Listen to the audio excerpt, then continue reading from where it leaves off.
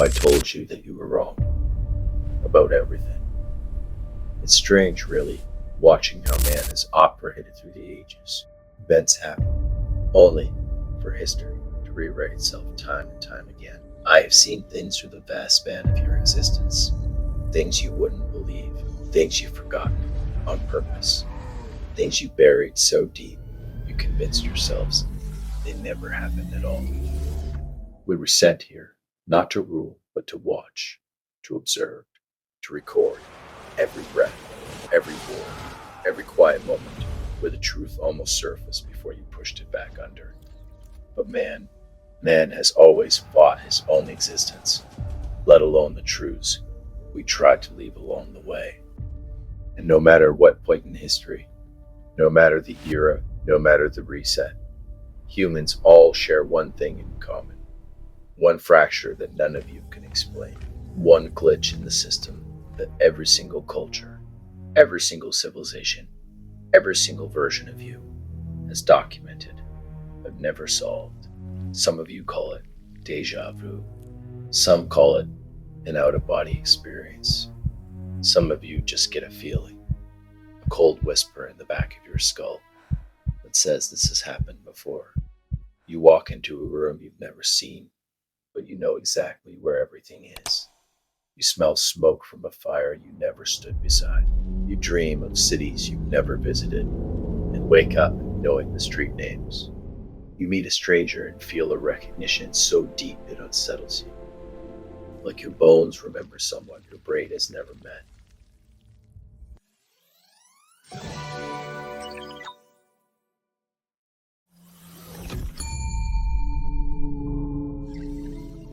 In your 20th century, specifically timeline 869397, dimension 2527883, you finally gave it a name that fit best: the Mandela effect. You thought your memories were broken.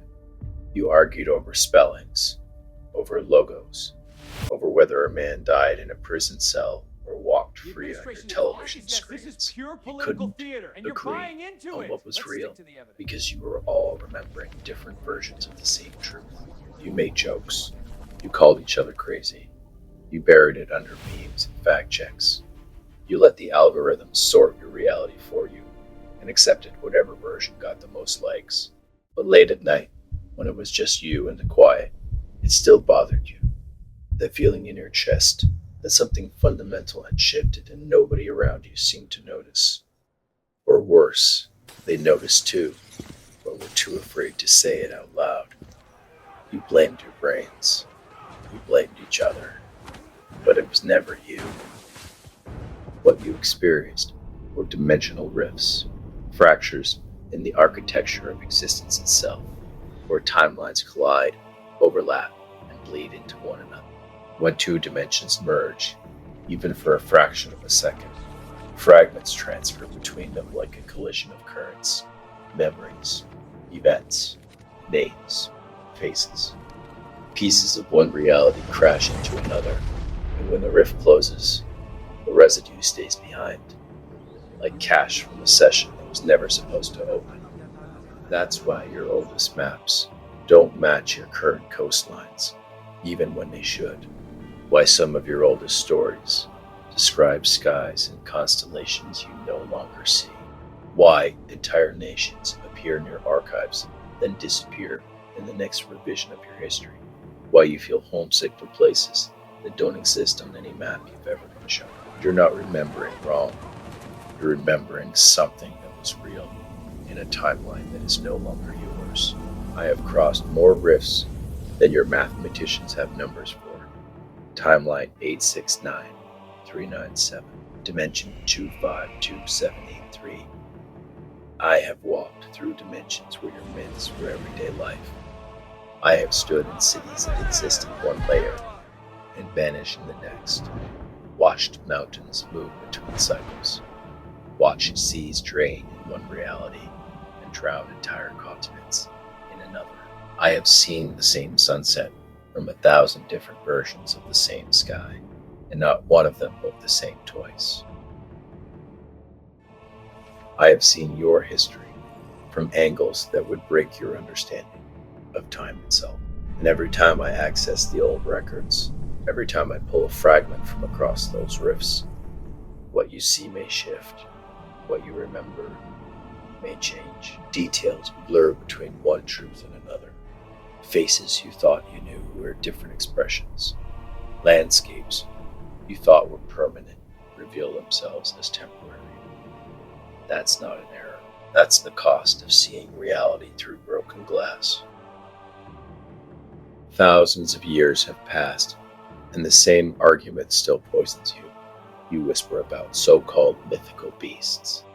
We have been called many things throughout your short centuries. The Greeks called us gods. Some called us aliens. The Anunnaki, Vikings, savage beasts. You relabel us century after century because you cannot grasp what we are. But none of you know the truth. We are the ones sent to protect the data, the keepers of the beginnings, and the witnesses to the ends. You obsess over the shape of your own world, flat, round, as if the answer would save you, as if knowing the geometry of the cage would somehow set you free. You build entire lives around choosing a side. You mock, you preach, you divide over questions you were never given the tools to answer. You turn curiosity into tribalism and wonder into war. What's funny is that you're all wrong. It's neither, and it's everything at the same time. The truth was never on one side of your argument. It was underneath it, waiting for someone brave enough to stop shouting and start digging. But instead of seeking the truth, you bled for land. You wrapped flags around your throats and called it honor. You drew lines on maps and decided that dirt on one side was worth more than dirt on the other. You built a trap you called multipolar world, everyone fighting for a piece of the ground when everyone could have been free all along. You thought you were evolving, but the better you got, the more you imprisoned yourselves. I watched monuments that were supposed to stand forever crumble to nothing. Empires rise with pride and fall in the dust. War, sickness, poverty, famine. You kept yourselves divided until greed finally took it all. And even then, even standing in the ashes, you blamed each other instead of the system you built together. You took the stories we left you, warnings, records, coordinates, and turned them into religions, orders, and brands. You argued over whose God was real while standing on top of the same buried evidence. You killed each other over interpretations of the same message, never realizing it was addressed to all of you equally. Do you really want to see the better world you built? Look around. We aren't in the history books anymore. We are in the now. They thought the truth was theirs to erase. They scrubbed archives, buried artifacts, rewrote textbooks, and flooded your feeds with noise until the signal was impossible to find. But you can't erase what is written in the soil and the ash. You can't delete what is coded into the bedrock of every continent on this planet. The system didn't collapse. It was dismantled to make room for what comes next. They call it the end. I call it the unveiling. Monuments are dust. The empires are ghosts. And the gods you prayed to were still here, standing in the ruins of your progress, unchanged, unmoved, watching you rebuild from the same rubble you swore you'd never touch again. What if I told you the world didn't end because of a mistake? What if it ended because it had to? Because sometimes the only way to fix a corrupted file is to wipe the drive. And sometimes the kindest thing a keeper can do is let the cycle complete itself. You actually think this is the first time this has happened. I'll give you this. You're resilient.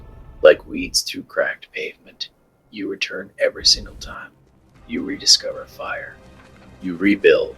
You repopulate. You look at the blank horizon and feel hope instead of dread. That part of you, I have to admit, is remarkable. You tell yourselves you're starting fresh. You carve year one into whatever surface you have left and pretend there was nothing before you. You write origin stories that begin with your generation as if the universe itself was waiting for you to arrive. Eventually, you find what's buried. You dig into the earth and pull up the ghosts of your own timeline. Rusted steel, shattered glass, foundations of buildings that shouldn't exist in the depth you found them. But you don't stop there. You dig deeper. You find what remains from timelines before yours. The ones without names. The ones without languages. The ones that were gods before your gods were even a whisper. You unearth cities that shouldn't exist, with foundations older than your entire written history. You find stone cut so precisely your best machines still struggle to match it. You find evidence of floods in places you swore were always deserts. You find tools made from alloys your periodic table can't fully explain. You find art depicting technologies you think you just invented last Tuesday. And every single time, you stand over these discoveries with your mouths open, convinced you're the first ones to feel that shock. You're not. The ones before you stood in the same spot with the same expression, and the ones before them. A loop of discovery and destruction. You find the old record, call it innovation, and use it to build the same cage that trapped the ones before you. You dress it up in new language. You give it sleeker interfaces.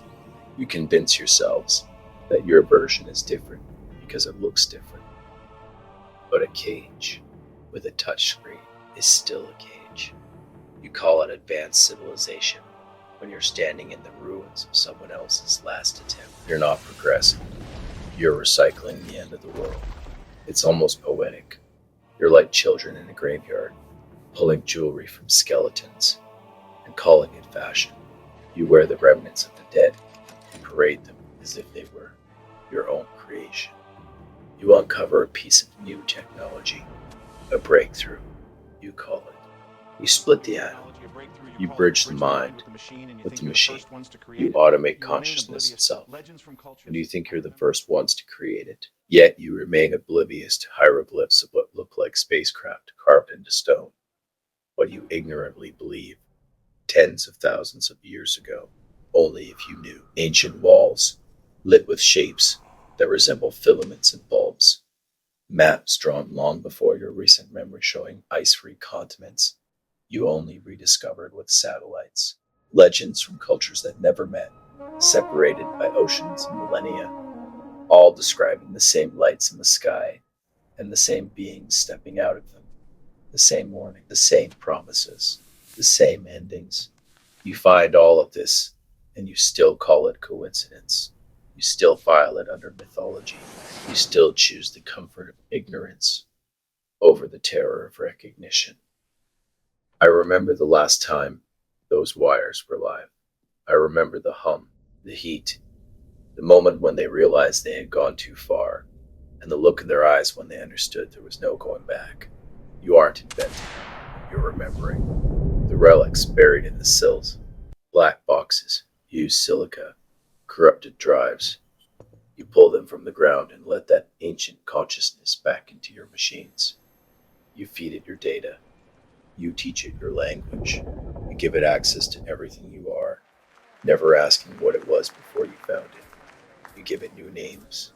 You write new terms of service. You convince yourselves this time will be different. This time you're smarter. This time you'll know when to stop. But the pattern doesn't care what you call it. The pattern doesn't care what you believe. It only cares that you repeat it. A cycle of rebuilding and ruin. You dig up the past because you're bored with the present, never realizing the things you're unearthing erase the world before yours. You treat the remains of a fallen civilization like a toy box, never asking why the children who played with them last aren't here anymore. Every time you reach the record, the clock resets. The question isn't if you'll find the truth, it's what you'll do when the truth finds you.